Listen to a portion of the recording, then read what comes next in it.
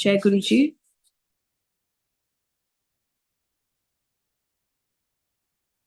Should I start? Jai Guruji, Aunty. Yes, please. Jai Aunty. Guruji. So we are talking about, when we say it's important to remain silent, we are talking about the calm, nurturing, positive, surrender kind of silence, right? Meher Baba decided to take the vow of silence to bring about calmness in thought, word, and action by the power of his silence. But he was filled with love, overflowing with compassion and laughter and joy and mischievousness. And like we said, everything is important. The positive elements in us, it's important to bring them out. It's important not only to be compassionate, confident, calm, but it's also important to bring out the laughter, joy, and mischievousness. So part of life. Silence is the first element that came into the universe, right? So before came the word, there was divine and supreme silence. So silence came first, then the word. Thus first came divine, supreme silence, and after that came the word. The silence comes before the word. So the one was filled with silence and then decided to speak. This is how important silence is. The human body has 5 elements. When the physical body is dropped, 2 elements are dropped too, the element of land and the element of water. Then the astral body drops the element of fire. Then the causal body drops the element of air. Then the spirit is filled with divine silence. The last element, which has mistakenly been termed either ether or vacuum, it is not ether. What is the meaning of ether? You look up the books, it will show up as the heavens, atmosphere, upper air, sky. How can the heavens and atmosphere and upper air and space be called the fifth element? In Sanskrit, it is called Akash. Akash literally means the sky. Space is an unlimited vision of gases and friction of all which floats about in the cosmos. Why would we be made up of that? Why would the spirit bodies need air or upper air or atmosphere or the sky? No, ether in reality means silence. Oh, very interesting. I didn't know that. I also always thought that ether means, air or sky. But why would we be made of that? Why would the spirit bodies need air or upper air or atmosphere? Ether in reality means silence. The first of all elements and the last of all elements before each one merges with the one. Silence is the sigh of God. So first comes silence within. Again, calm silence, which means your mind is silent, which means you have your mind under your control and not the other way around. Where your mind has you by your, whatever noise your mind wants to create, it will create. And you will follow like a goat going to the slaughterhouse. So no, you must control your mind and not let the mind control you. Then comes silence of the heart, expectations of how people should behave. Okay? How a loved one must speak or reciprocate, how you react to any situation or a comment or an individual or a prejudice or a dogma or a custom or a religious society family. Thought patterns is decided by how silent your heart is. When you stop reacting to situations emotionally, but react in a positive, silent manner and not once again in a defeatist or angry, silent manner. So we must know the difference. When somebody hurts us, we do remain silent, but in an angry, defeatist kind of silence. So we must know the difference. Then an individual, if we're not operating from that angry, silent, defeatist kind of manner, then an individual has achieved silence of the heart. So this is something we must all practice. Immediately, you will stop judging people. To judge my child is the most unspiritual act one can commit. It is as bad or worse than stealing, cheating, manipulating, lying. As when you judge, you create duality and divide, and you push away the vibration of oneness.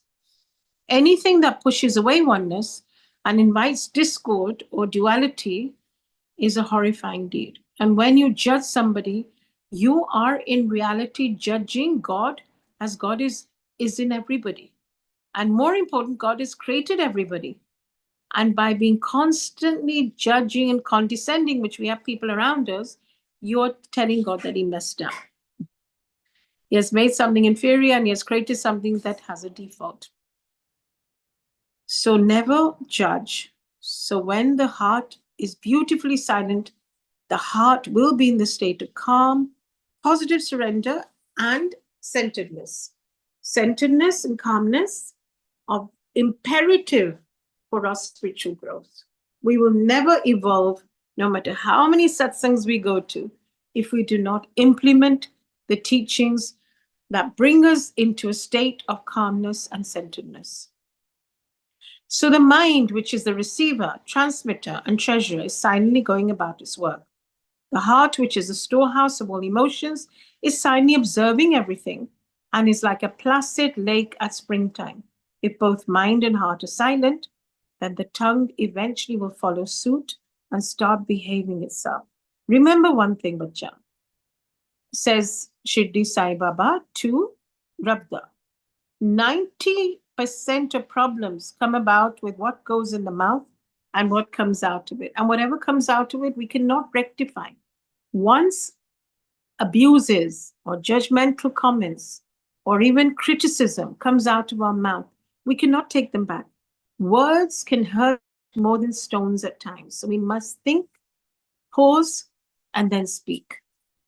The tongue has sent more people into hell than most of the damned vices. Just as there have been more deaths in the name of God than in the name of the devil, similarly, most of the karmic debt of most people is due to the tongue.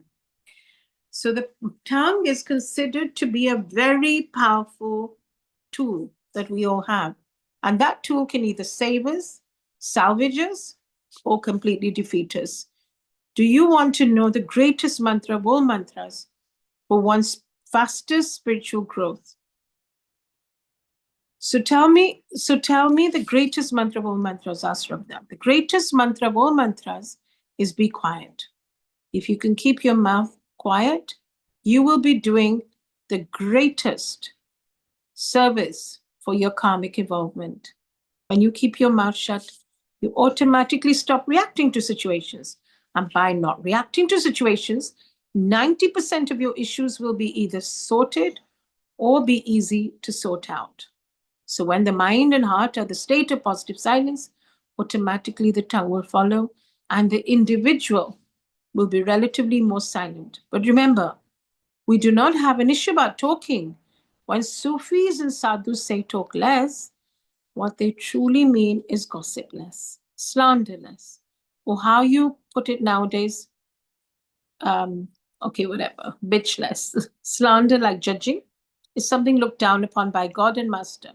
Slander, gossiping, or trying to put somebody down is once again a vice that comes high in the order of moral and spiritual bankruptcy.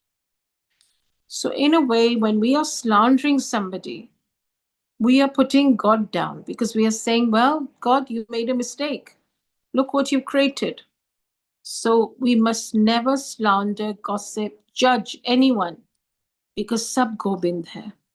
And God resides in each one of us. None of us are perfect. I may have certain qualities in me, but then you have other qualities in you. So therefore, it's important to see each other's qualities rather than vices. Look at the virtues. When you gossip or indulge in slander, you are like, okay, anyway. Some of the language is not to be repeated, and it's like better to be avoided. And it's just that um, banter that goes on. So now, silence of the mind, heart, and tongue make up the pillars for spiritual growth, pleasing your God and Master, as well as enriching your life. Imagine not being in control of your mind and the innumerable thoughts. Not being in control of the bursts of emotional ups and downs, not being in control of your tongue. If that is not hell, what is? And then imagine the life of peace, calmness, and serenity if you're in control of your mind, heart, and tongue. And how will you be in control of these three gateways? It is through the embrace of silence. So Meher Baba became silent for 43 years. Of course, the people who now take care of his samadhi do not understand this. So they go about hushing everybody who even whispers near his samadhi or will prevent even a child from laughing aloud. Are, for God's sake, understand your master and his greatness. But what to do? They have cloaked me up from head to toe in gold. A fakir like me, imagine. And my meher silence they have equated to death like moroseness. So silence is paramount no matter what anyone says. Silence is not just golden. Silence is divine. So how beautiful. We have learned this in school. Silence is golden, speech is silver. But here he says silence is divine. But remember, spirituality means spreading the light and spreading divine joy. So silence should not be equated to sullenness or being grumpy. So, what about you explain to me, Baba, why one should eat less and how fasting is for those solely in the pursuit of God and not those living in the world with family and animals. Family, animals and children. But are you telling me that those in the world cannot or should not have the one and spiritual growth as priority? So Baba explains wherever you are, whichever station life has placed you in, rich, poor, middle class, married, family, lone, children, doesn't matter. The purpose of every being is to realize oneness with the Creator, to live in perpetual gratitude to the One, and to love and share her love and compassion with those in need of it. That is and should remain the main priority. If that is your main priority, everything else will follow. Do you understand? So it doesn't mean that, if we're married or not, the priority is to come closer to God and to help each other with compassion and to express our gratitude to our Lord. So eating less, speaking less, talking less, it represents the basic requirements for any Sufi or Buddhist or monk or yogi. Basic. But then you will say these spiritual chaps have no worldly work or responsibility. This is Rabda talking. So, and they have no office to attend or children to take care of. But you must understand, says Baba, that the path of spirituality, especially under a master, is countless times more difficult and tiring than the path of a householder or one who lives in the world. I have been hung head down in a well for hours to experience through the grace of my master spiritual experience and truth. I have lived for a long, long time on leaves with no food to eat. I worked for my guru and toiled through the day and prayed all through the night, barely sleeping for an hour or two, and the next day being fresh to go about life, and then again sleeping for 2 hours. So it is not an easy journey. When we say we're on the path, then we must practice what enables us to evolve further. You need to empty yourself to be filled with him. That's why Guruji used to say, Khali ho kya aaya karo. No preconceived notions, no ifs and buts. Guruji used to say, Khali ho kya aaya karo. Pure love ke saath aaya karo. Then he fills us with what you need. And for that, to empty yourself, you need to be in prayer, even when working, to be connected with him. You need to spend much time taking his name rather than spending time in gossip and idle chat. So when we realize, and Kanka Ras is something so, you know, appealing to a lot of people, that we spend hours in idle chatter and small talk. When you do all these three things, you slowly open the door and take a small step within and begin to hear the universal heartthrob. So when we stop all this idle chatter, small talk, then we do allow a small door to open. We take the step within to hear the universal heartthrob. How beautiful. And we get that whiff of divine fragrance, which is Guruji's fragrance. So, uh, but you will say these are seekers conditioned for all this. What about the common man or householder? Lari Mahasaya, Sant Ramdas, Sant Tukaram, all were householders. They worked for a living. They occupy seats of the highest of the high in the spiritual hierarchy. Nanak and gurus of Sikhism had families and worked for a living. So they all worked, taught, had a family. So basically, what were they all trying to show one and all? That family is not a deterrent to spiritual growth. In fact, living in the world allows one so much more of a platform and springboard for spiritual growth. So it is true that when Guruji used to say, Ghar grasti mein Rab hai. So we have a family, we have to perform our duties, we do our karmas, and still we see God in every moment. Like we said, खाना बना रहे हैं तो रब को याद करो, खाना खा रहे हैं तो रब को याद करो, पानी पी रहे हैं तो रब को याद करो. So in all this, we are now connecting ourselves deeper and deeper. And when you're living in a family, it is very challenging at times not to react, but that is the test. So we grow further and we grow quicker living in a family because it is more testing. That family is not a deterrent to spiritual growth. In fact, living in the world allows one so much more of a platform and springboard for spiritual growth. Who has asked anybody to fast? But then, have I asked anybody to eat himself or herself to either early death or innumerable illnesses? Have I told anybody to sleep so much that you resemble an extended feature of your bed? To talk so much and gossip and slander and bad mouth and be filled with noise within and outside till even your very own guides and masters want to shut their ears. You are a family person, but eat sensibly. Eat to nourish yourself, not to grow another kidney. Eat to enjoy, not to deprive. Eat to entertain, not to derail your quality of life. So when you limit your food consumption, automatically the body has energy left for pursuits other than digestion. Very important point. We all overeat. I overeat. I love food. But my learning is also to diminish or at least reduce that hunger for food because I'm a foodie, so I enjoy food. But eat enough so that the body has energy left for other pursuits other than digestion. You feel light and not sluggish. You do not feel so sleepy. So eat sensibly, eat less, eat just enough to nourish your physical body. That itself will bring about a change in the physical, mental, emotional, and spiritual arenas of your life. Now, then comes, after eat less, comes sleep less. How much sleep is truly required for healing the body and giving adequate rest to the body? 4 hours, 6 hours? That depends upon you. The more you pamper the body, the more hours it will need. The point is, the more hours you sleep, the more hours you spend without chanting God's name, without praying to the goddess, without thinking of your master. It is as simple as that. Now you decide how many hours you want to spend without your God, goddess, and master. That is your personal call. You want to spend virtually 1/3 of a lifetime away blissfully in sleep? Then God knows how much of a lifetime you spend doing other stuff. You're wasting your time. How much time will you have left for your master? Eat less, sleep less, and increase substantially the calm silence within your mind and heart if possible.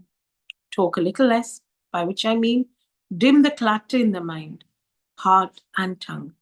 Try to avoid slandering, gossiping, fighting.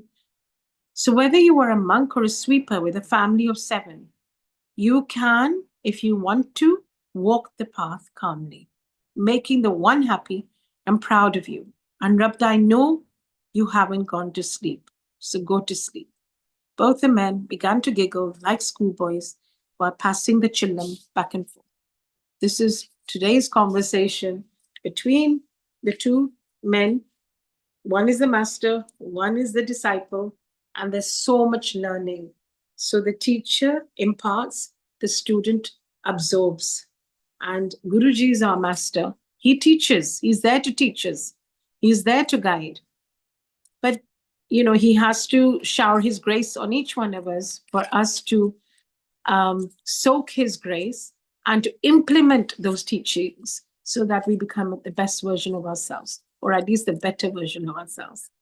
So until next time, this was short and sweet. We will probably finish in the next couple of sessions. I think probably 2 sessions more, and we're done. And if you like to ask any questions tomorrow, I will be glad to answer to the best of my ability. Thank you so much.